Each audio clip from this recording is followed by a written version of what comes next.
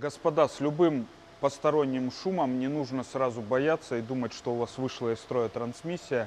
Этот автомобиль тому доказательство очередное, их достаточно много. Люди перепуганные приезжают, что попали на ремонт, и в итоге оказывается, что посторонний шум связан просто с выходом из строя ступичного подшипника. Вот, диагностируется это достаточно легко. Если вы это делаете самостоятельно, то можно на ровном участке дороги без активного движения попробовать сделать плавные затяжные повороты влево, вправо. Если будет диапазон частоты шума меняться, то это будет свидетельствовать о том, что у вас вышел из строя один из подшипников. Вот, если быть более подкованным специалистом, то на слух и по факту руления можно определить сторона и перед или зад. Если у вас нет возможности это как-то послушать, понять, вы не разбираетесь, то в сервис нужно ехать с запросом о диагностировании постороннего шума. То есть не объявлять, что вы думаете, что это коробка или еще что-то. Потому что есть сервисы, которые работают по плану. И с подобным шумом вы можете попасть на ремонт трансмиссии, а не на замену всего лишь подшипника. В данной машине мы заменили подшипник.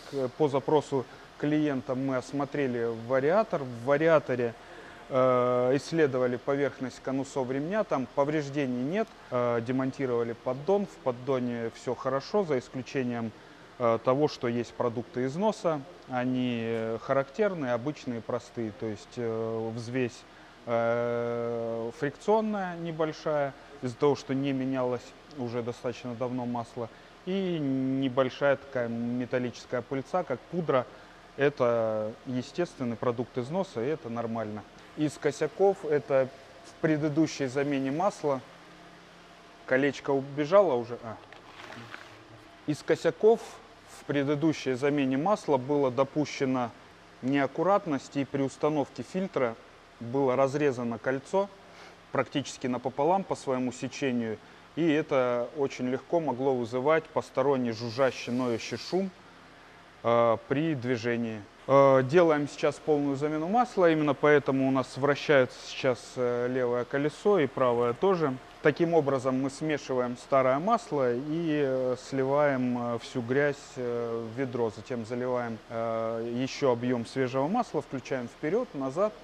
Все масло смешивается во всей трансмиссии, и мы достигаем подобным способом полной замены жидкости в агрегате. Это можно делать с помощью аппарата, что ускоряет в некоторых случаях процесс, либо так, как делаем сейчас мы с конкретным автомобилем, в гаражных условиях можно повторить без проблем. Резюмируя вышесказанное, есть сервисы как раз с недобросовестными сотрудниками, потому что перед ними стоит задача о выполнении плана, и попадая в такой сервис, вы обречены на ремонт трансмиссии, даже если он там не нужен. Поэтому еще раз будьте внимательны, осторожны, пользуйтесь советом определения шума от ступичного подшипника, который я описал выше.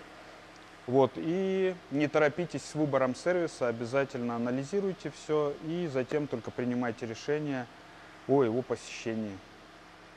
Всем добра и не порванных колечек на фильтре заборники.